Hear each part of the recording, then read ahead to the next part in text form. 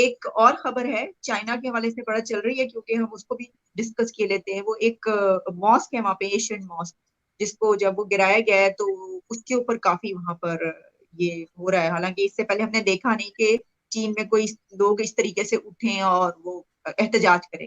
اقوام متحدہ اور مسلم ممالک غزہ پر اسرائیل کی وحشیانہ بمباری رکوانے میں ناکام ہے۔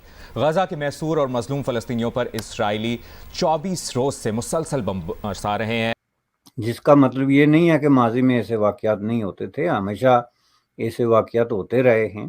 گیا اس لیے وہ مسجد کو ڈیمولش کر دیتے ہیں اور بعد میں مسجد بلڈ بھی نہیں کرتے، اور ایسا کئی مساجد کے ساتھ پہلے بھی ہو چکا ہے۔ بالکل ایسا نہیں ہونا چاہیے، میں اس کو ڈس ایگری کرتا ہوں۔ وہ ایک طاقتور ملک ہے چائنا، مجھے نہیں لگتا کہ پاکستان کی وہ بات مانے گا۔ سر ایسا پہلی بار نہیں ہوا، وہاں پر رہنے والے لوگوں کا کہنا ہے کہ پہلے بھی ایسا کئی بار ہو چکا ہے۔ ہمیں یہ کہہ کر ہماری مساجد کو ڈیمولش کر دیا جاتا ہے کہ یہ چائنیز آرکیٹیکچر کے مطابق نہیں بنی ہوئی۔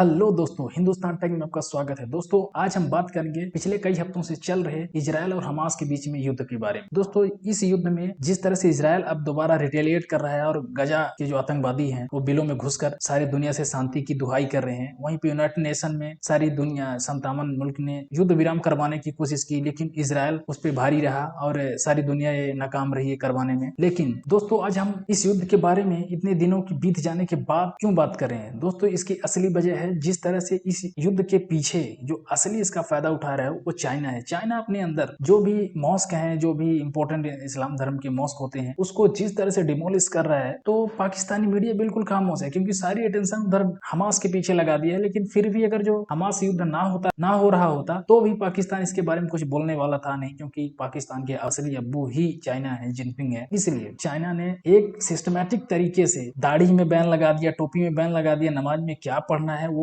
چائنا ڈیسائیڈ کرتا ہے، قرآن کا جو مین جو پارٹ ہے اس سبھی کینسل کر دیا ہے چائنا۔ تو دوستو یہ پلان جن پنگ آپ کو کیسا لگا آپ کمنٹ کر کے ضرور بتائیں۔ چلو دوستو ویڈیو کو دیکھتے ہیں، ویڈیو پسند آئے تو لائک ضرور کرنا۔ اس کو بھی ڈسکس کیے لیتے ہیں۔ وہ ایک ماسک ہے وہاں پہ، ایشین ماسک، جس کو جب وہ گرایا گیا ہے تو اس کے اوپر کافی وہاں پر یہ ہو رہا ہے۔ حالانکہ اس سے پہلے ہم نے دیکھا نہیں کہ چین میں کوئی لوگ اس طریقے سے اٹھیں اور وہ احتجاج کریں، لیکن وہاں پہ پروٹیسٹ یہ چل رہا ہے۔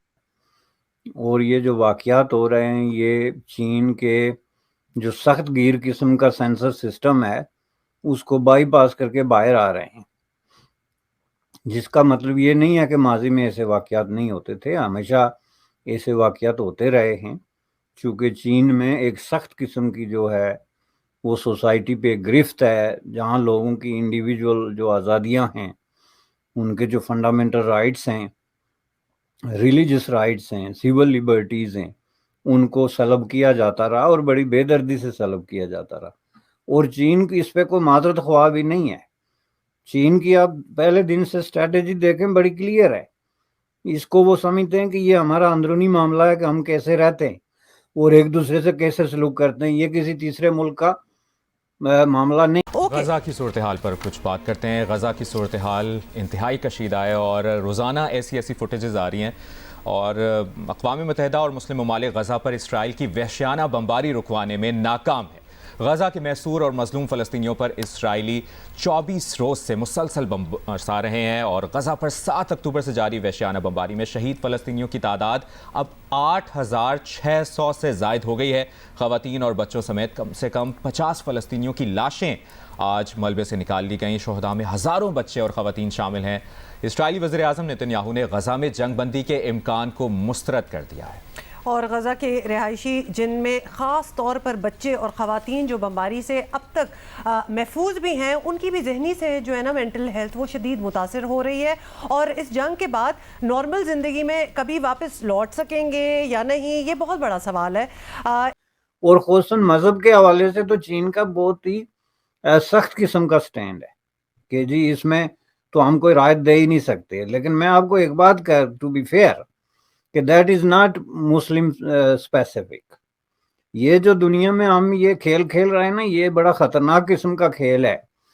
آپ کو پتہ ہے وہاں کے مسلمانوں کا کہنا ہے کہ ایسا پہلی بار نہیں ہوا کئی مساجد کو یہ کہہ کر ڈیمولش کر دیا گیا کہ یہ ہمارا چائنا کے آرکیٹیکچر کے مطابق نہیں بنایا گیا، اس لیے وہ مسجد کو ڈیمولش کر دیتے ہیں اور بعد میں مسجد بلڈ بھی نہیں کرتے، اور ایسا کئی مساجد کے ساتھ پہلے بھی ہو چکا ہے۔ بالکل ایسا نہیں ہونا چاہیے، میں اس کو ڈس ایگری کرتا ہوں، اور چائنا کی گورنمنٹ سے ریکویسٹ ہے کہ وہ ایسا نہ کریں، ہماری ویلیوز کو دیکھیں، اور ہم جو مسلمان لوگ ہیں اس چیز کا بہت ہمارے دل پہ اثر ہوتا ہے، ہماری مسجد ہے، اور چائنا میں اور ہمارے ایون یہاں پر ہماری گورنمنٹ کو بھی سپورٹ کرنا چاہیے، چائنیز گورنمنٹ سے ڈائریکٹلی۔ کہ جیسے کہ اب چائنا ہے نا، چائنا کہتے ہیں کہ جی چائنا ہمارا فرینڈ مطلب بیسٹ فرینڈ ہے، یہ نو ڈاؤٹ ہے، ہوگا، ٹھیک ہے۔ اب آپ اس چیز کو ایک دیکھیں کہ پاکستانی گورنمنٹ جو ہے نا، یہ مجھے سمجھ نہیں آتی کہ پاکستانی گورنمنٹ اس چیز سے کیوں گھبراتی ہے بیان دینے سے۔ اگر چائنا ہمارے اوپر انویسٹ کر رہا ہے تو ہماری طرف سے بھی ان کو جو ہے نا کچھ نہ کچھ فائدے ہیں، جیسے فار ایگزامپل ہماری جو زمین ہے، یا ہماری جو مین جو جیسے یہ سی پیک انہوں نے بنایا، تو سی پیک کے حوالے سے بھی دیکھیں تو سی پیک بھی جو ہے نا اس سے ان کو بھی ارننگ ہو رہی ہے، بینیفٹس ان کا ہے، اور یہ ایسا نہیں ہے کہ جو ہے نا وہ فری آف ون سائیڈڈ ہی ہے، جو ہمارے اتنے ہی جو ہے نا غیر مسلم اٹھ کے ہماری اتنی حمایت کریں گے، تو ایسا ہرگز نہیں ہے۔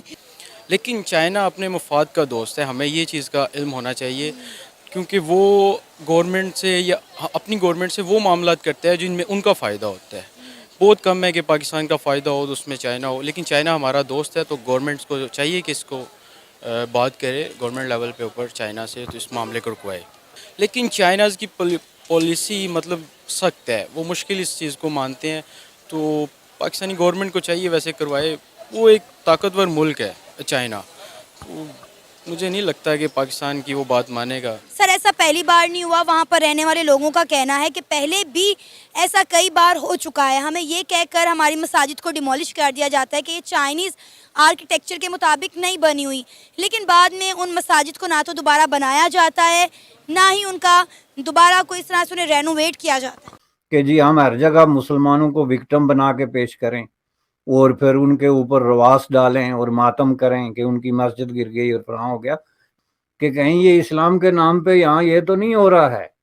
اور آپ کو پتہ ہے کہ اسلام کے نام پہ یہ کرانا بہت آسان ہے، چونکہ اسلام کے نام پہ جو کچھ افغانستان میں ہوا، اسلام کے نام پہ جو کچھ پاکستان میں ہوا، یہ پوری دنیا کے لیے جو ہے ایک بہت بڑا ایک چیلنج ہے۔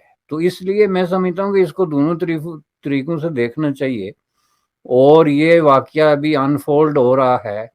وی نیڈ دا ڈیٹیلز کہ مسجد کیا تھی، اس کو کیا ہوا، بنی کب تھی، اور اس میں کیا ایشو کیا تھا جس کی وجہ سے یہ پروٹیسٹ جو ہے۔ But protest is not a new thing, آپ دیکھ لیں 70s سے لے کے کسی نہ کسی ایشو پہ چین میں پروٹیسٹ ہو رہے ہیں جس کو بے دردی سے کچلا جا رہا ہے، جو کہ ہیومن رائٹس کی خلاف ورزی ہے، اور ظاہر ہے اس کی مذمت ہونی چاہیے۔